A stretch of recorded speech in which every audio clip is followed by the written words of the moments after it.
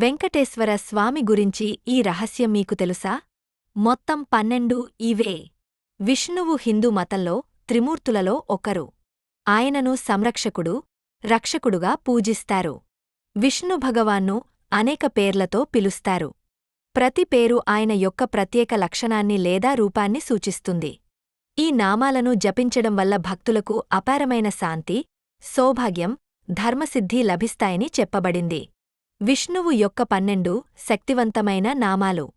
విష్ణు ఈ పేరు అంతటా వ్యాపించి ఉన్నవాడు లేదా అన్నిటిలో నివసించేవాడు అని అర్థం. ఇది విష్ణువు యొక్క ప్రాథమిక పేరు. ఆయన యొక్క సర్వవ్యాపకత్వాన్ని, సర్వశక్తిమత్వమును సూచిస్తుంది. నారాయణుడు ఈ పేరు నీటిపై నివసించేవాడు లేదా మానవులకు ఆశ్రయమైనవాడు అని అర్థం. ఇది విష్ణువు యొక్క మరొక ముఖ్యమైన పేరు. ఆయనను సృష్టికి పూర్వమే ఉన్న ఆదిపురుషుడిగా సూచిస్తుంది. మాధవుడు ఈ పేరు లక్ష్మీదేవి భర్త లేదా మధువంశంలో జన్మించినవాడు అని అర్థం. లక్ష్మీదేవి సంపద, శ్రేయస్సు యొక్క దేవత. మాధవుడు లక్ష్మీదేవి యొక్క భర్తగా ఆయన శ్రేయస్సు, సమృద్ధికి మూలం.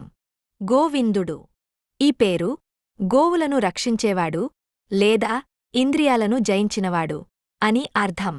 గోవులు హిందూ సంస్కృతిలో పవిత్రమైనవి. గోవిందుడు గోవుల రక్షకుడిగా ఆయన ధర్మం, న్యాయాన్ని పరిరక్షిస్తాడు. కేశవుడు ఈ పేరు సుందరమైన జుట్టు కలిగినవాడు లేదా కేసి అనే రాక్షసుడిని సంహరించినవాడు అని అర్థం. విష్ణువు యొక్క అందమైన రూపానికి కేశవుడు ఒక సూచన. కేసి అనే రాక్షసుడిని సంహరించినవాడుగా ఆయన చెడును నాశనం చేసే శక్తిని కలిగి ఉంటాడు. త్రివిక్రముడు ఈ పేరు 3 అడుగులు వేసినవాడు అని అర్థం. వామన అవతారంలో విష్ణువు బలి చక్రవర్తి నుండి 3 అడుగుల భూమిని దానంగా కోరి, మొదటి అడుగుతో భూమిని, 2వ అడుగుతో స్వర్గాన్ని, 3వ అడుగుతో పాతాళాన్ని కొలిచాడు. శ్రీధరుడు ఈ పేరు లక్ష్మీదేవిని ధరించినవాడు లేదా శ్రేయస్సును ధరించినవాడు అని అర్థం. శ్రీధరుడు విష్ణువు యొక్క దయావుత్వం, అనుగ్రహాన్ని సూచిస్తాడు. లక్ష్మీదేవి ఎల్లప్పుడూ ఆయనతో ఉంటుంది. పద్మనాభుడు ఈ పేరు పద్మం నాభి నుండి కలిగినవాడు అని అర్థం. విష్ణువు యొక్క నాభి నుండి పద్మం పుడుతుంది. ఆ పద్మం నుండి బ్రహ్మదేవుడు జన్మిస్తాడు. పద్మనాభుడు సృష్టికి మూలం. దామోదరుడు ఈ పేరు నడుముకు తాడుతో కట్టబడినవాడు అని అర్థం. కృష్ణుడి బాల్యంలో యశోదమ్మ అతన్ని ఆటలు ఆడుకుంటున్నాడని ఒక రోలుకు తాడుతో కట్టేసింది. హయగ్రీవుడు ఈ పేరు గుర్రం ముఖం కలిగినవాడు అని అర్థం. హయగ్రీవుడు విష్ణువు యొక్క జ్ఞాన స్వరూపం. ఆయన విద్య, జ్ఞానానికి అధిపతి. పురాణాల ప్రకారం హయగ్రీవుడు వేదాలను పునరుద్ధరించాడు.